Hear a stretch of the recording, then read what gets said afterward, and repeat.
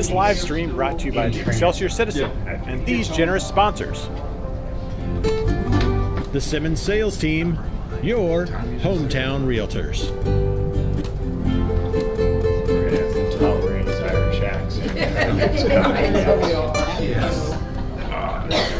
You're number 5. 5 and 6. Our Excelsior Springs Hospital, where better care is right in your backyard. It's going to hang on.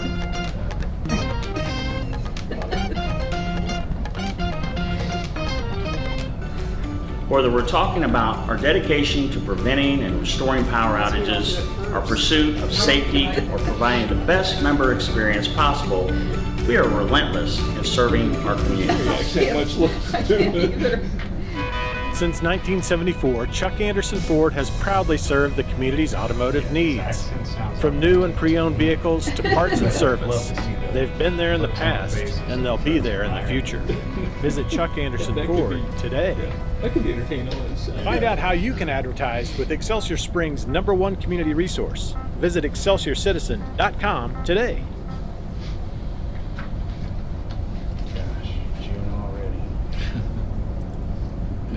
Recording in progress.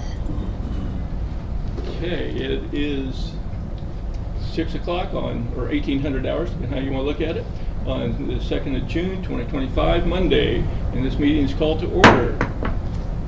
And we will have our opening. Pastor Mike Murdo with the Crescent Lake, I gotta look at the Lake Christian Center. I want to get it right. The floor is yours, sir. I thought of this scripture this morning, when I was coming, and I pray for everyone that's gathered here and work for the city. It says, now may the God of hope fill you with all joy and peace of believing, that you may abound in hope by the power of the Holy Spirit. Lord, for those of us who trust in you, we are people of hope. Lord, we trust that you know what you're doing and you do all things well. So God, I ask you to bless the men and women in this room. Lord, bless our little city. God, cause good to break forth, Lord Jesus. And Father, we want that your grace to continue to shine upon us, Lord, because we trust in your mercy and in your goodness. In Jesus' name we pray. Amen. Amen. I pledge allegiance to the flag of the United States of America and to the republic for which it stands, one nation, under God, indivisible, with liberty and justice for all. Thank you. Thanks, Mike. Appreciate it. Shannon, roll call, please. Councilman Rennie? Yes. Councilman McGovern? Yes. Councilman Spear? Yes. Mayor Pro Tem St. John? Yes. Mayor Spawn? Okay, next item on our agenda is visitors. This time is reserved for public comment addressed to the City Council. Each speaker is limited to 5 minutes. Any agenda item that has a public hearing should be reserved until the public hearing is open, and comments on such item will be taken at this time. To my knowledge, there's no public hearings, so please come forward and tell us your name and your address, please. Yes, sir. Good evening, everyone. My name is Cody Montroy, live on 8 Todd Street. Here tonight over 21 Dawn. Just heard a lot of rumors about it, about, when it had got all, the gentleman that lived in it before, Ollie, good man, he died in that house and caught on fire. Then coming to hear now that, please tell me if I'm wrong, it's being made into a halfway house at this time. That's what I'm hearing, halfway house for folks. It's Oxford House, and it's for people that are dealing with substance issues and trying to get their life straightened out. It's my understanding, yes. No, thank you for that answer. I appreciate that. Just some clarity on my end of it. How was that even made into a halfway house? I don't, because like I say, I worked construction all my life, understand codes and permits pretty well, pretty good at it. But how was that made into a halfway house? Is the only reason why I ask is When I came here a while back, we were having issues with the trash. I went down and talked to the folks down the building permit side of town here. And I was told, and I don't know how true this is, but something, kind of a sweetheart deal was made on the permitting for that to pass, to where that got to be made into a halfway house. And the issue I have with it, you know, as a father and a taxpayer, there's kids that live on that street. I think we're all old enough, mature enough here to know what a halfway house brings. You know, whether it's convicted felons, substance, that, heck, even pedophiles for all we know. You know, I'm trying to be calm here, and it's just, we don't need that. You know, there's a lot of kids that live on that street. Would you like me to answer? If you would like. We have scheduled a public hearing for June 22nd. Okay. July. Yeah. Sorry, thank you. Actually, the owner of the home has applied for special, reasonable accommodations for the population he would like to house in that house. And so the city council will hear his request on July 22nd in a public hearing. And if you're within 185 feet, you'll receive a letter that provides that information to you. Oh, I appreciate that. Thank you. And like I say, going back to the question I had earlier, how did that even become a halfway house? I mean, because isn't a code and permit you're allowed up to certain people into a house? I mean, how'd that even pass? It has not been permitted. So, okay, make sure I'm understanding right here. I apologize, I'm slow. We have people living up there right now. I mean, our good law enforcement here, I've seen them there multiple times. And once again, not to be repetitive, there's kids that live on the street. What? Somebody's got to answer for this, whoever gave the okays on that. So I can tell you right now that the folks I've seen going in there and doing all the rough-in work to put in the rooms, there's no way that's up to code. There's no way. I mean, anybody with enough common knowledge knows that's not the code. Why are we letting it happen? It hasn't been permitted. Then why? We can't shut it down. We can't enforce some kind of law, something, to stop this. So the hearing is on July 22nd. Okay. Yeah. And that's our first step. All right. Thank you. Okay. Thank you. Anyone else like to address the council? Okay.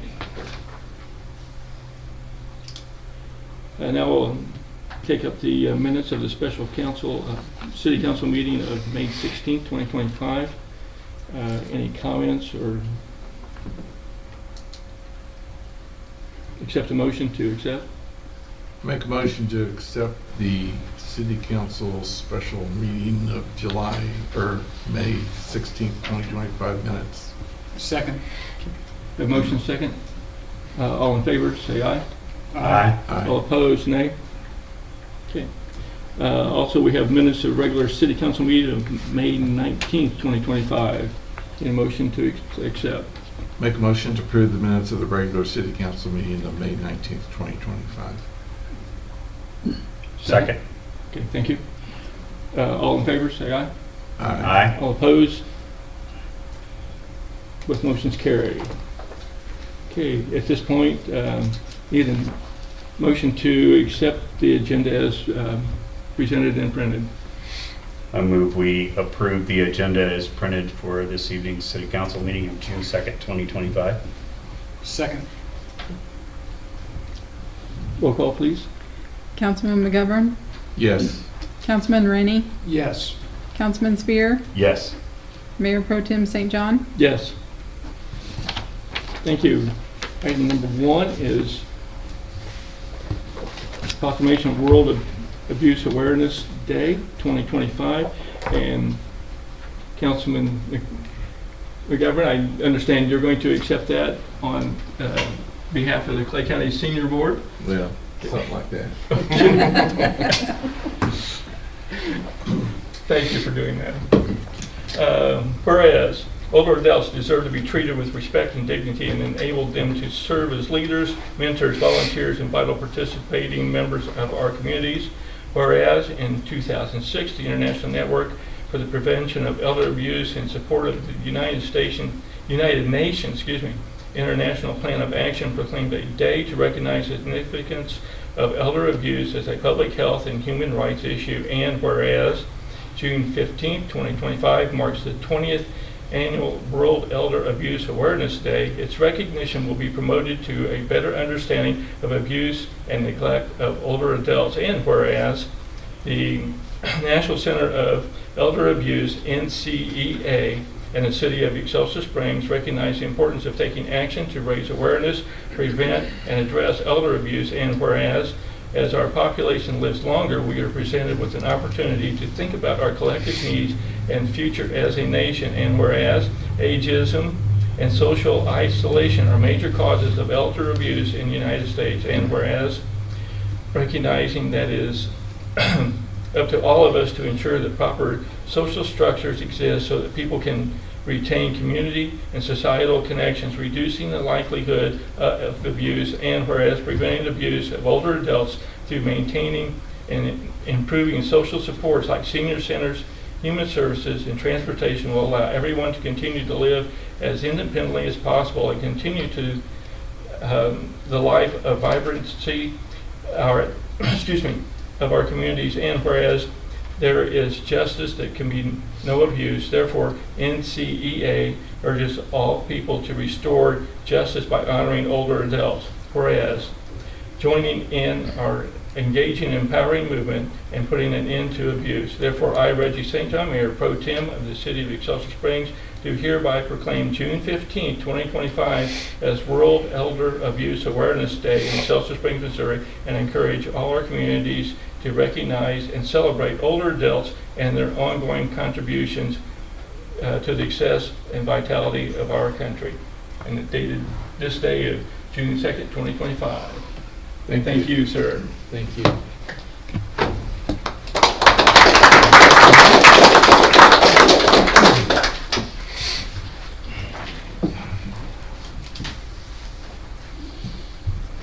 Okay, item number 2 is, get everything out here, resolution setting a time and date for a public hearing to consider a reasonable accommodation request for 21 Dawn Avenue. And would you like to? Absolutely. Thank you. From time to time, the city receives requests for special housing uses that do not align with our special use permit or zoning variance process and state law. As a result, at an earlier council meeting, the council adopted a process to consider a policy for reasonable accommodations as a more appropriate framework for reviewing situations where a disability is alleged. We have since received a request for hearing under the reasonable accommodation policy from the property owner at 21 Dawn to consider whether their desired housing uses meet the test for reasonable accommodations. Please consider the attached resolution to acknowledge the request for a hearing. This is resolution number 1577, a resolution setting a date and time for a public hearing to consider a reasonable accommodation request for 21 Dawn. Being a resolution, we just need a motion and to approve. I make a motion to approve resolution number 1577, consideration of setting the date and time for a public hearing to consider a reasonable accommodation request for 21 Dawn Avenue. Second. Have a motion and a second. Shannon?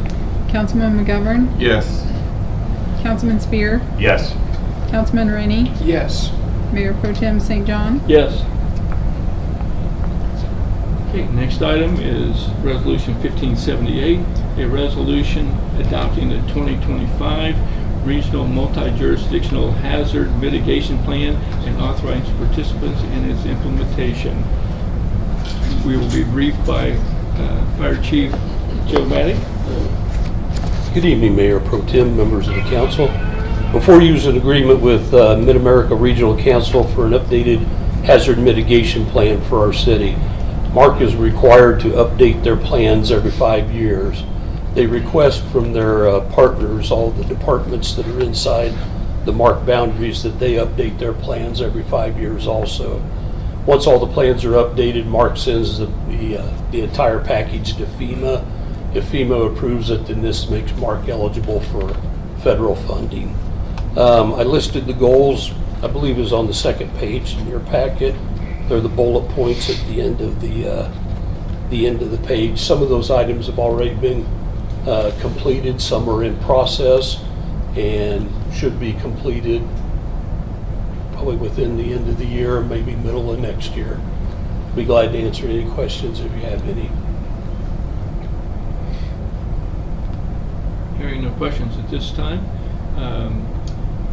Address Resolution 1578, resolution adopting the 2025 Regional Multi-Jurisdictional Hazard Mitigation Plan and authorizing participation in its implementation.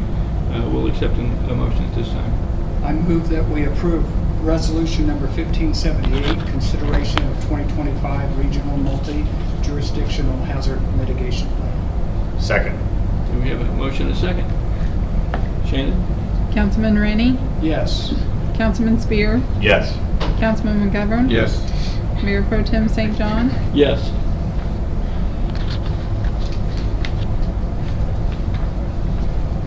Okay, you get the next one too, don't you, Chief? I think so. Okay.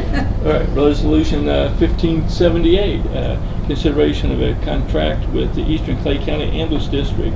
I'm sorry. Ordinance. No, I'm ahead too far. It's an ordinance, I'm sorry. This is our yearly agreement with Eastern Clay County to provide ambulance service to that part of Clay County.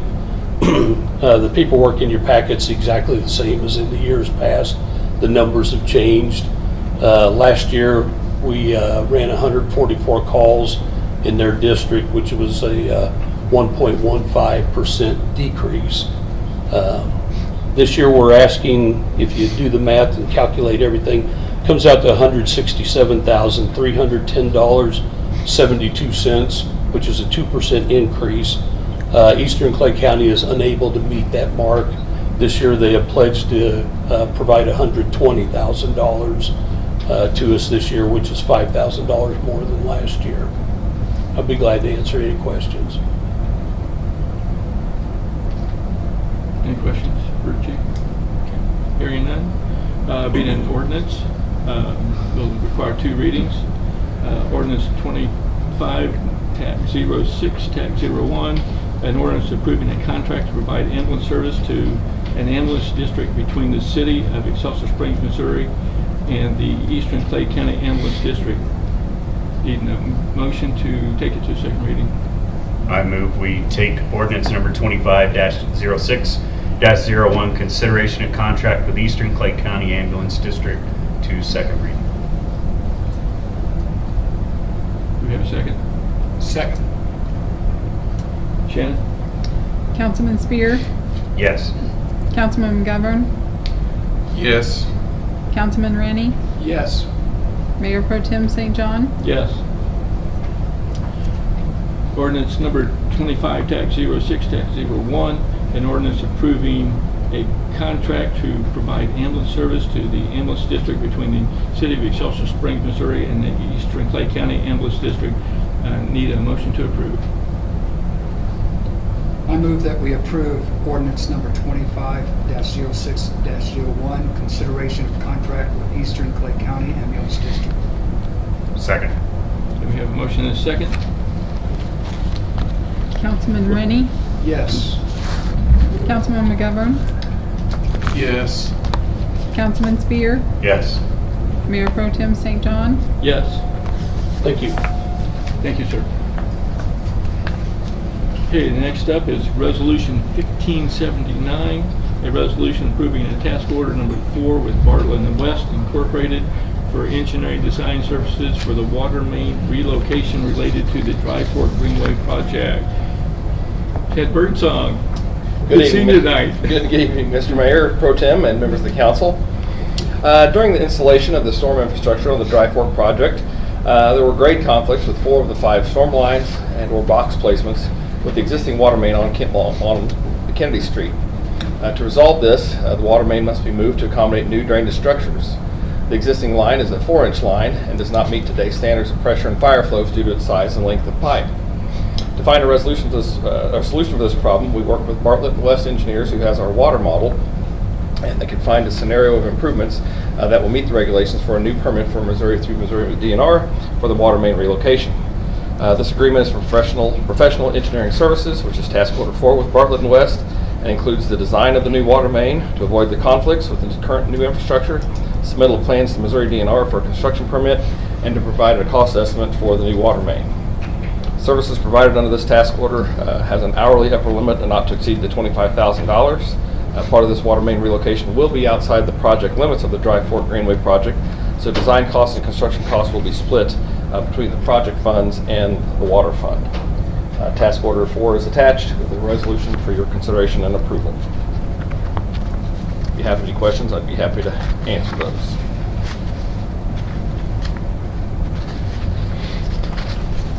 Hearing none.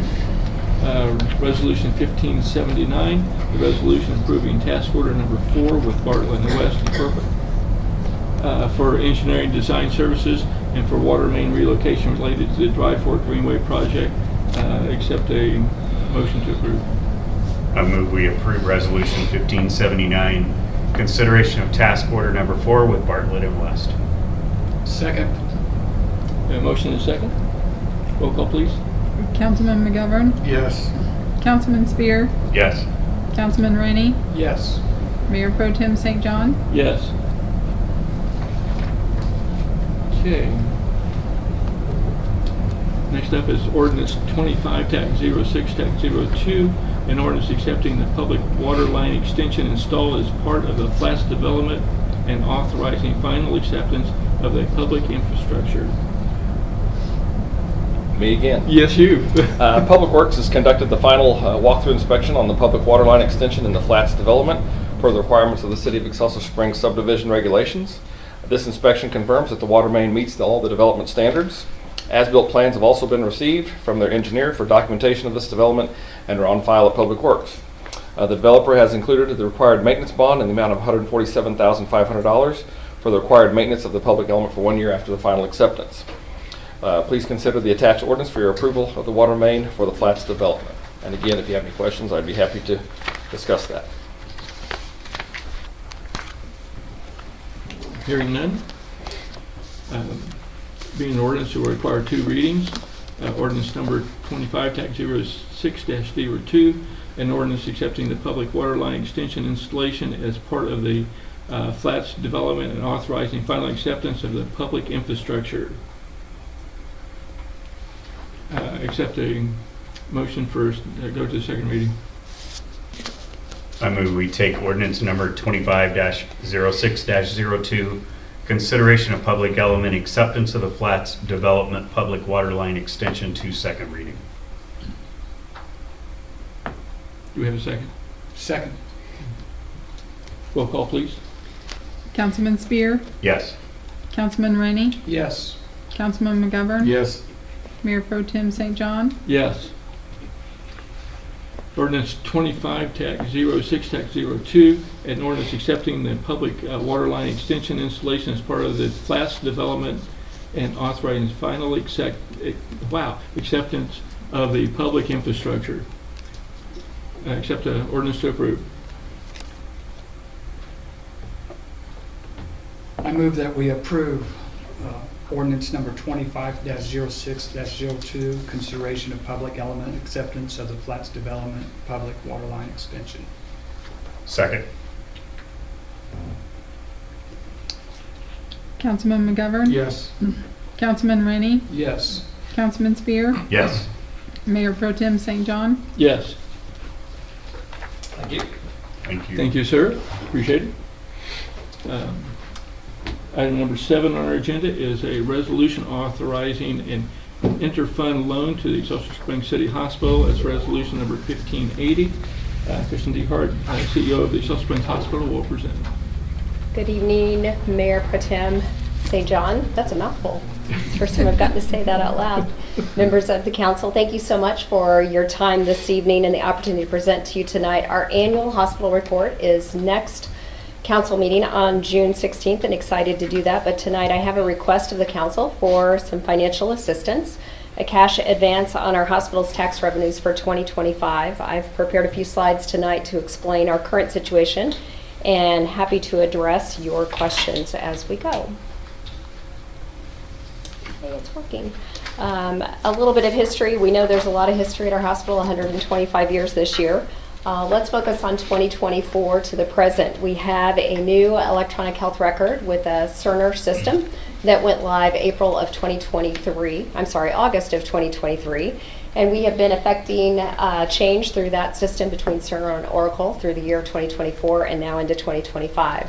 Our biggest transition right now is changing over the clearinghouse, which is moving us from a CPSI evidence system over to what's called a system called SSI.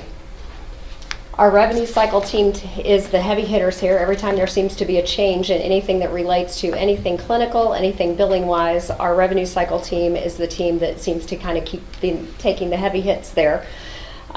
We've been asked, I believe Mayor Mark Spahn asked at one time, is Cerner doing exactly what you needed it to do and everything you needed it to do? There seems to be a lot of challenges when you do an electronic health record conversion. And yes, it is pretty tedious, but absolutely our team still says today, and we'll get more in our presentation in the next couple of weeks, but absolutely the Cerner system is doing exactly what we need it to do to maintain and sustain our organizations and to provide the best clinical care that we possibly can do.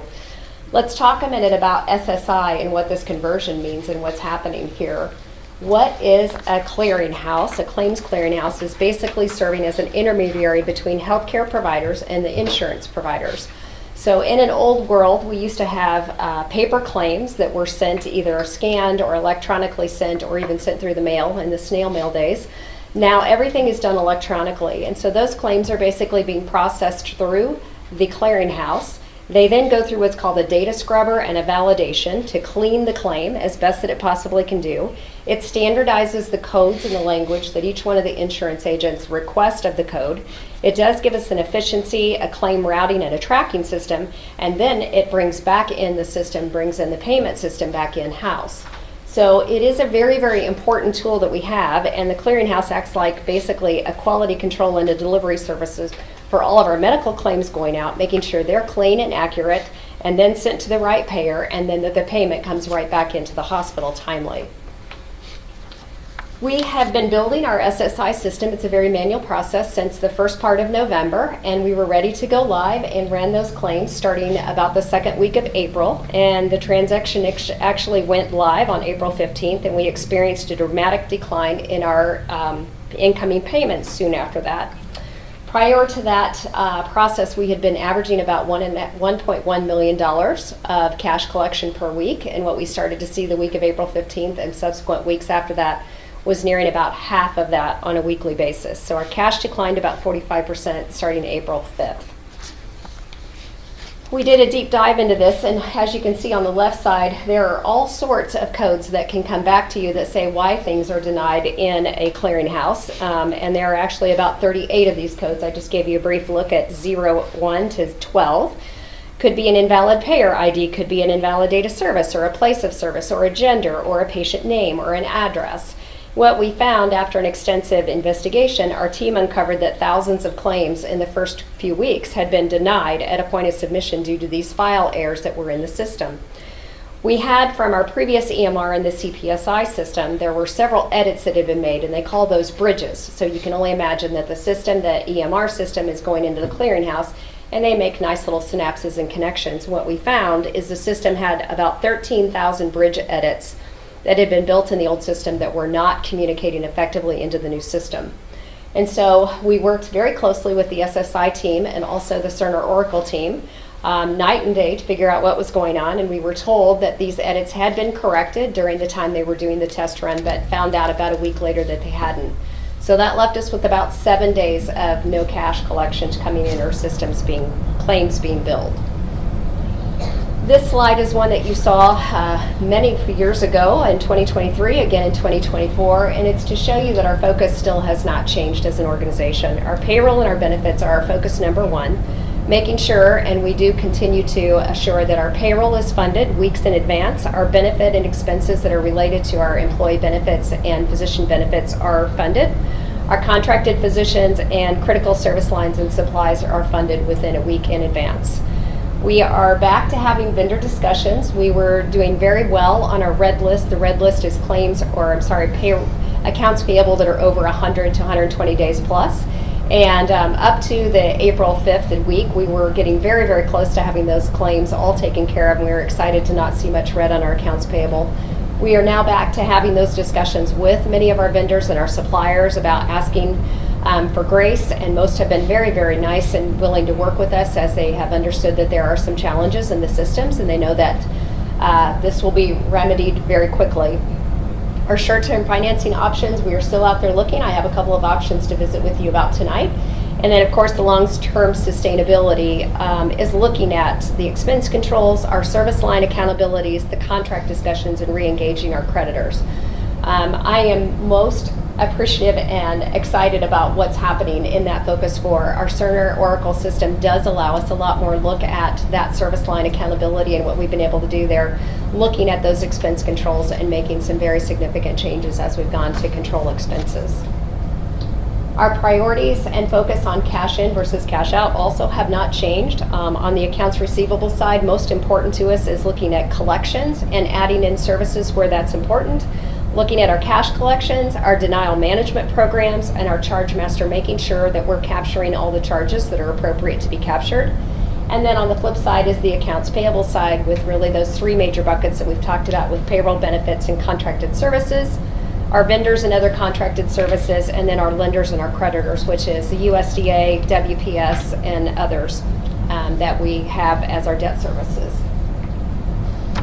If you are a Baldridge fanatic, as some of us are in this room, you'll start to see this slide over here is where are we at, and seeing where are we today with our progress as far as the systems and arrows aligning. I can't say that we're exactly a role model facility yet, but in a reactive world where we have been pretty reactive over the last 3 years, the arrows are starting to align, and we are maturing in our processes, looking at signs and progress with the SSI system, Cerner, and TrueBridge all coming together and working through the system challenges. However, that financial impact of having at least a week more without claims being processed really gave us a significant and immense strain on the available cash that we have available to us. We do have very limited sources that we can get as far as lines of credit because we are a government entity, but we do have a system that's available to us called the Optum Financial Credit Limit. We are in our current and a 3rd cycle for that credit line, and they afford us usually about, they look at what the underwriting looks at. We're looking somewhere, the first go-round was about $540,000. The second go-round went up to about $1.4 million. In this 3rd cycle, we've had $1.9 million available to us, and it's at an option of about 1.75% interest rate, which you can't get that from banks most days. And right now, we currently owe about $400,000 on that cycle. Once that $400,000 is paid, we can then up for a 4th round, which has already gone to the underwriters, and found out this morning that the underwriters have approved for a $2.3 million allowance. So moving forward, investing in our future, my ask for you today is at this time we are respectfully requesting the city's consideration to provide a cash advancement, much like we did back in 2023, looking at the hospital's tax revenues and asking for that to be paid in advance. And that would help us to not only continue to have access to our funding up front, but to be assured that our key vendors are being paid so that we can continue to supply critical supplies, which includes our surgical and lab supplies, ensuring timeliness for our payroll and staff, and fulfilling our contractual obligations with our physicians and key personnel. Our stance today, this is no different than where we have been. Today is actually my 8-year anniversary with the hospital, and I'm excited. We remain confident about our future, more confident than we ever have, and there is a great energy at our hospital, and we're very, very excited about what's happening at the hospital and our future. And we do amazing things every day, and we continue to do that, and are planning to do that long into the future for Excelsior Springs and our surrounding community. So I appreciate your ongoing support of our hospital and our mission to continue to provide high quality care to our community, and I'm happy to address any questions that you might have. Kristen, is the 1.75 fixed? Is it a variable rate? It's fixed. It's And they fixed. actually, yes, that 1.75, I think it comes up to about 34,000. They take that off the top at the very beginning. Okay. And congrats on 8 years. Thank you. Yes. You have accomplished much Thank you. in 8 years. And I know things like this can tend to be a bit of a sidebar or a distraction. And you know, one of the things I would like to see more of a long-term approach is someone from a technology background. I get it. You know, you're willing to step up and say, hey, I own this. But someone who knows the background, the subject matter expertise that is our advocate and not subject to what a company that has something to sell us might be willing Appreciate that. to convey to us. Because, you know, I look at what you have accomplished. I just saw where, you know, cardiology is about to dial up substantially from, you know, one of the premier cardiologists here, Dr. Justice, on the OSI side. So I would hate to see that distract from your attention of being more strategic about the Thank you. I appreciate that. business. And a quick plug, general surgery is starting this week, and we're very excited. They have a full clinic already on day 1. Awesome. That's excellent. And when is Dr. Matter coming, the cardiology? Oh, he's here. Oh, he's Yeah. here already? Uh-huh. Okay. Yeah. Rock and roll. Yeah. Also, congratulations on 8 years. Thank you. Thank you. It's been my honor. I'm sure it's been a fun run all the way through, too. Never a dull moment, though, right? A few extra gray hairs, that's all. Okay. Any other questions or comments? Resolution 1580, a resolution authorizing interfund loan to the Excelsior Springs City Hospital. Chair will accept a motion. Make a motion to approve Resolution 1580, consideration of an interfund loan to the Excelsior Springs City Hospital. Second. Shannon? Councilman Rennie, Yes. Councilman McGovern, Yes. Councilman Spear, Yes. Mayor Pro Tem St. John. Yes. Thank you. Thank you. Okay. Number 8 on our agenda is annual report presented by the Community Development. Mallory Brown, Director of Community Development, will enlighten us. Hello, good evening, Mayor Pro Tem, members of the council.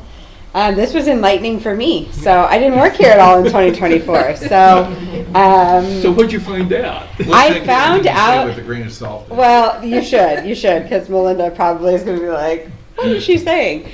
I found out that people were doing a lot of work in 2024. I just wasn't here for it, so that was interesting.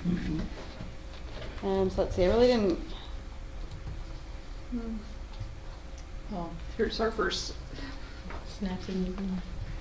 Maybe just scroll for me. Okay. Our annual report this year is done through ArcGIS. It's called a story map, and so it'll be posted on the website for everyone to see. And it is interactive and can even get more interactive as we grow in GIS and creating maps for community development and things like that. So I expect next year's to be more interactive. But here's our org chart. Currently hiring 2 positions. Actually made an offer today to a city planner, so I'll be excited to have that role filled. And I'm still looking for an awesome permit technician who wants to join our team. But there I am, the director. Like I said, I'm hiring the planner. Mike Thompson is our building inspector. Laura Mize is here this evening, is the neighborhood specialist. Trish Garino is the code compliance officer. Lisa Morgan, administrative assistant. And I'm looking for that awesome permit technician. So if you know anyone, send them my way. So to go over a little bit of demographics here in the city of Excelsior Springs, population is tough here because of COVID. Really kind of skewed things for the city of Excelsior Springs, with Job Corps being closed, and I don't think anyone got accurate population numbers. But the population estimates in 2023 were over 10,600 people. So we did see some population growth. Our median household income is above average in the state of Missouri, which I found very interesting. So that means that people have some high-paying jobs that are living in the city of Excelsior Springs. Our median age is actually lower when you compare it to the state of Missouri. Lori and I had this conversation. I think if you compare it to other cities in the metro, we tend to be on maybe the older side of things, but if you compare it to the state of Missouri, we're actually younger than most cities in the state of Missouri, which is also interesting. Housing in Excelsior Springs. Our median rents, we know that they're lower here. So in 2023, they were estimated to be $907 per month. The average median rent in Missouri was $1,019. So we know that. We know that the cost of living is less here. And we know that our rental stock typically carries those lower rent rates. Home ownership rates. I found this interesting because I think people think that there's a huge number of rental properties in the city of Excelsior Springs. And while, yes, there is a large number of rental properties, also 68% of our homes are owned, are single family, owned, occupied residents, and that's right on par with ownership rates in the state of Missouri, which is 68.8%. So I thought that was interesting. It means we're doing something right because we're right in line with the rest of the state. Like I said, I mentioned rent, so you'll see that that big blue line is rents ranging from $500 to basically $1,000, and you can see that's where most of our rents are.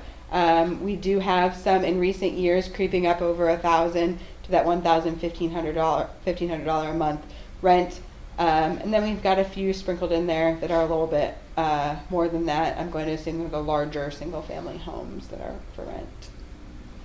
Home value in the city of Excelsior Springs. So the bulk of our homes are between $100,000 and $300,000. We do have some in that $300,000 to $500,000 range, and then the estimate in 2023 was zero above $500,000. I think I did see one listed for close to that, so those numbers might change. So 2024 was a pretty average year as far as permits go. So in 2024, the Community Development Department issued 611. These are construction-related permits. And you can see that's on average with years past. Permit valuation, again, was on average with years past. There must have been some pretty large projects in 2023, and I think those may have been a significant number of residential homes, new residential homes. School. Okay, the school. Okay. Yeah, school was 23. So that skewed that, but I would say that 2024 was an average year, and when I look at the numbers for 2025, I would estimate that we'll be above average in 2025. The bulk of the rental inspections, so Mike Thompson, or the bulk of the construction inspections are done by Mike Thompson. He also does rental inspections. But he completed 915 construction-related inspections last year. Primarily focused on single-family housing. So lots of home inspections as people build single-family homes. They often call frequently for inspections. Moving on to code compliance. The Code Compliance Division primarily handles property maintenance, nuisance codes, ordinances that really impact our neighborhoods and the quality of life here in the city of Excelsior Springs. So last year they completed 775 inspections, wrote 481 notice letters. I don't know why it keeps doing it, but 265 people came into voluntary compliance, which is huge. That's more than the average city. And 34 people, unfortunately, went to court. So when I compared these numbers, I can't really do a comparison because I'll be honest with you, Code Compliance issued about a quarter of the notices that our new code compliance officer is issuing. So the chart really just looked, it wasn't really a chart. So those numbers are up by 75%. And the relationships that she's building are really having an impact on property maintenance in the city of Excelsior Springs. And I think the numbers show that, and then there's evidence. And so if you'll scroll down for me, Susan. So Trish is huge on partnerships. So this is a property that she is really, really proud of off of Sunset. So you can swipe it back and forth and see the before and after of this home and how it's come into compliance. And it is truly amazing. This has been many, many years in process. She has spent personal time working on this and forming a relationship with the homeowner. And this is just one of many examples that I could provide to you of properties. That first photo was taken in 2022, I believe, and that second photo is just a few days ago. So she's really taking code compliance on in a totally different way than is expected, and I think it's so wonderful for the city of Excelsior Springs. Trish is also passionate about continuing education. She hopes to become a certified code officer really soon, and I'm sure she'll do it because last year alone she attended 21 different training sessions, and she was actually awarded a scholarship to one of the sessions. She wrote an essay, and there was 2 winning essays, and she was one of the recipients of a full scholarship to that. She also has sought training on her own to improve her skills in code enforcement, so we're lucky to have her. Moving on to neighborhoods, which is Laura's baby. Laura handles the 353 tax abatement program, both residential and commercial. I think you guys have heard about this several times, but last year there was 13 applications. It's hard to see, both a mix of commercial and residential. 7 projects were completed in 2024. The investment was close to $2 million invested through the Chapter 353 program, which is amazing. And then 9 properties were still under construction at the end of 2024, and I know some of those have closed out, and the program continues to be successful. Laura is reporting deeds and things almost on a weekly basis, so it's a growing program and one that is really beneficial.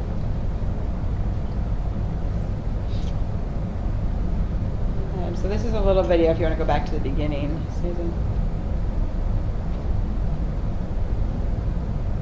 So another program that the neighborhoods division handles is our vacant property registration program. Maybe. Not sure if it's not playing.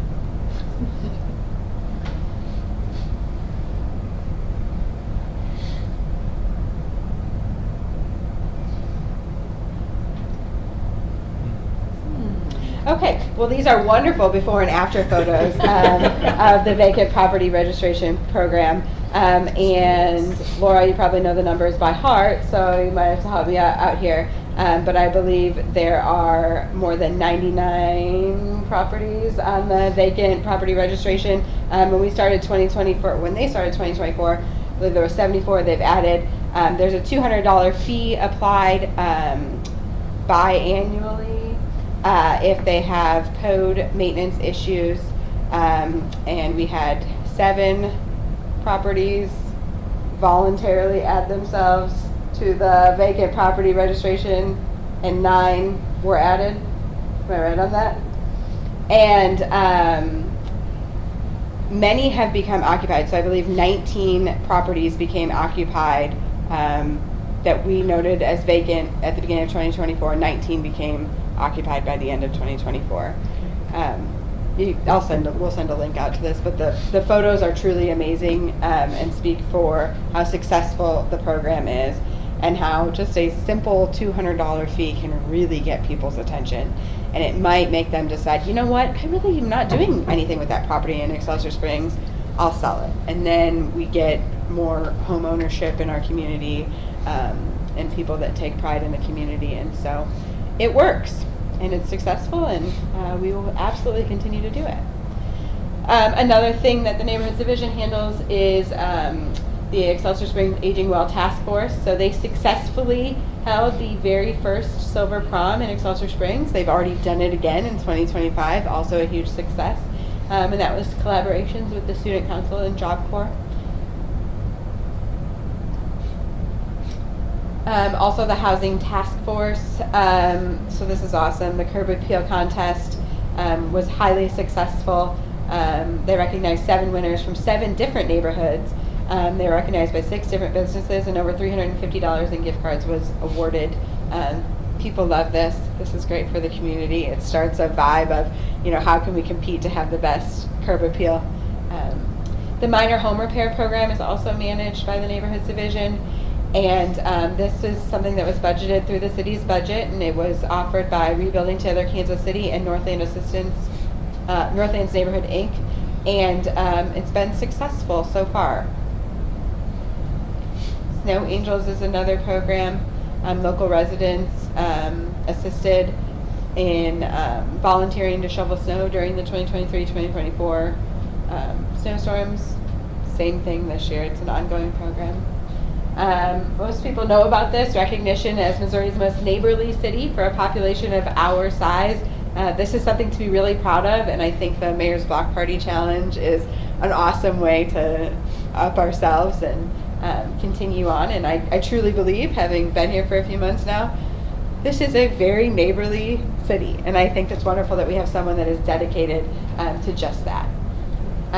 They also handled the Excelsior Springs Night Out Against Crime, which is a partnership with the Chamber of Commerce, the Police Department, and the Fire Department. That was very successful, and it will be hosted again this year.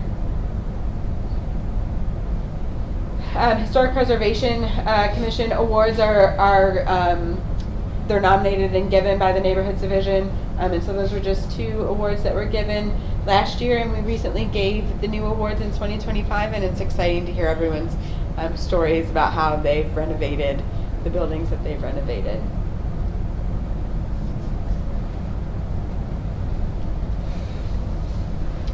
Moving on to boards and commissions, the Community Development Department handles the Planning and Zoning Commission, the Board of Zoning Adjustment, and the Historic Preservation Commission. So in 2024, they considered 2 preliminary plats by the Planning Commission, 3 zoning text amendments, 8 special use permits, 3 right-of-way vacations, 3 site plans, and 2 rezoning applications. The Board of Zoning Adjustment met once in the year 2024, and they considered 1 sign variance. The Historic Preservation Commission, they're probably the busiest, quite a big caseload. 55 certificates of appropriateness were given in 2024. I think we're on par for that this year as well. So look ahead at 2025. We're already well into 2025. So continue to work on the comp plan, eventual adoption of that comprehensive plan. So I'm currently awaiting a draft and meet with the folks from Olson quite frequently to discuss that, and I'll be excited to see a draft. We hope to complete a neighborhood plan for the Isley neighborhood through grant funding. Could be up in the air, but we'll work to move that forward, see what happens. Continued growth of our neighborhoods. So Laura spends a lot of her time thinking about what's next for growing and collaborating with our neighbors, because we know that strong ties to your community really just make a community so much better. In code compliance, we're focusing on commercial parking lots and temporary signs. So you'll note that work has taken place at the Sonic, which I know was a hot topic item, and that should be complete by the end of this month. We're also working with several other commercial properties in Excelsior Springs, and we've started the process of addressing temporary signs, particularly in our downtown and historic areas, because left unaddressed, everyone wants a temporary sign and a wavy man and a flag, and so we're really starting to look at that, and we've already done visits to most of the businesses, and then we'll start enforcement action if needed. We will have a new permitting software, so that's something big that we're working on right now. We're currently in our testing phase of that and hope to go live with that in July or August. So there'll be a time period when we'll be issuing permits in 2 systems probably, which will be a pain and staff will hate it, but it's how we test all the bugs. And then once that goes live, I hope that that process is much easier for people to obtain permits through the Community Development Department. Eventually we'll bring business licensing on, and it'll be basically a one-stop shop for someone to do business here in the city of Excelsior Springs. Like I said, I'm hiring a planner and a permit technician. And so honestly, it was cool to look back and see what was done in 2024. And I think the staff is all very dedicated to not only the Community Development Department, but the city of Excelsior Springs. And they're dedicated to the work that they do and have a true passion for it. So I'm excited to be here for the majority of 2025, and next year I will actually know these things that I'm talking about. So thank you for your time this evening, and I'm happy to answer any questions. Normally Melinda provides refreshments for us. Well, John, I knew you were going to be here, and so I said, nope, not bringing them. More than elder abuse, I take it. I didn't hear that proclamation. Beverly, I appreciate that. I've had the chance to either sit in or stand on a couple of your meetings, and even previously, and the work that gets done in that department is really impressive. I mean, it's a small group of people and a lot of things happening. Mhm. Yeah, and it's very much appreciated. Thank you. Thank you. Okay, that brings it up to remarks time. Start with City Manager Molly McGovern. Okay, so I wanted to let you all know that there are a couple of board openings. We have 2 positions that need to be filled in planning and zoning, and one historic preservation, and one for the vintage CID. So as our new process is, we will post these and request applications, but also I provided you all a sheet because we currently have a roster of standing applications to consider, and also the list of all the boards and commissions, so you can kind of see where those positions are. And there are some people on this list that have sought those particular boards that are listed that need volunteers to fill. So anyway, we're working toward the process. Cool. Anything else this evening? That is it. Okay. Stephen. Yes, sir. Normally you get overlooked, so I thought. Oh, no, it's all good. You. I'm used to it. No, the only thing that I had was we had our block party, our neighborhood block party on Saturday. It was a tremendous success. Got to know a lot of our neighbors, see some familiar faces, and the overall comments that we got was, let's do this again. So I think it was very, very appreciate the leadership and the prompting to do it, and it was very successful. Excellent. Mr. McGovern. Yes, sir. Your comments. Well, I've got a couple. Okay. I don't want to disappoint you. First one is I would like to congratulate Miss DeArt on her 8 years at our Excelsior Springs Hospital. We had a good hospital when she got here. We have a great hospital. It is fantastic. I can't say enough nice, good things about our hospital and the lady that runs it. It's second to none in my opinion. Secondly, I sit on the Senior Services Board in Clay County, and the last 2 times I walked into the board meeting, the first time they were talking about Excelsior Springs and the Senior Center, which was real nice. And the last time I got there, which was right on time, they were talking about Excelsior Springs again, and I think it's the Aging Well Task Force. Anyways, it's what Laura Mize is ramrodding, and they are just ecstatically excited about what's going on in Excelsior Springs, and I appreciate all that she does. And the entire community development department, I mean, I've been here a long time, and I know what community development was like years ago, and when the city manager hired Melinda, it was one of the best hires that has ever been made, next to when I was hired as police chief. But seriously, it is on a trajectory that, I mean, who knows where it's going to end up, but it is fantastic. They do a tremendous amount of good work with a small staff, and Mallory, the bar is pretty high, so we expect you to, I know you're short, but we expect you to get over it. That's all I have for tonight. Okay. Mr. Rennie. Well, I have 2 things. First,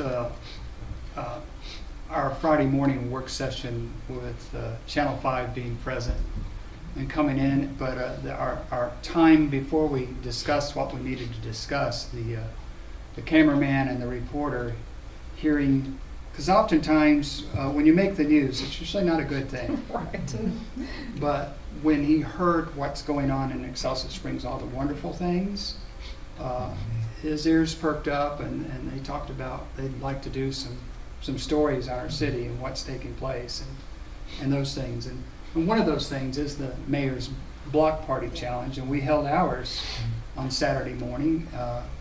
Coffee and cookies in the driveway. It was a great success. And what I had hoped for happened. A young couple said, well, we need to do this big. Let's do it on the 4th of July. And he offered to grill ribs. So I was like, okay, let's go for it. I was going to say coffee and cookies. We had hamburgers, hot dogs, baked beans. We're going to have ribs. He's going to have he's got an encore. Yes, sir. So it was a great experience, and we got to know a lot of our neighbors, and it was really good. That's it. Thank you. I've got this fixation about people who've been here a long time. Yeah, Brent. I didn't know Brent was 30 years old, much less worked here for 31 years.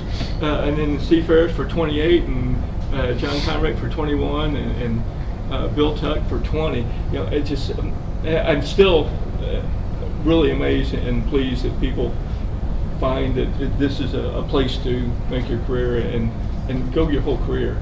You know, we see so many people want to jump around and you know, if I go to company B after A, I can get all this and that, and to stay in one place is really impressive. And we really benefit from that. We do, yeah, because the cost of replacing someone is a whole lot more than the salary. You know, there's a lot of things in there. And then I'm going to do the PR thing for a lot of folks. Farmers Market at the Excelsior Springs Community Center on Tuesday 9 to 11:30, Wednesday 4 to 7 at the Vets lot. And they were saying that they were going to have everything moved around, so they were going to be ready to go. They just don't want you to park on the roof. Okay. I don't know how much more load it can take. Right. Then Shop Lake Local on Thursday, and Lyrics on the Lawn on Friday, and Wine Fest on Saturday. So a lot of things happening this week. Yeah. Any other comments or so forth? Okay. Looking for a motion to adjourn. So moved. Second. Aye. All in favor? Aye. We are adjourned. Kristen.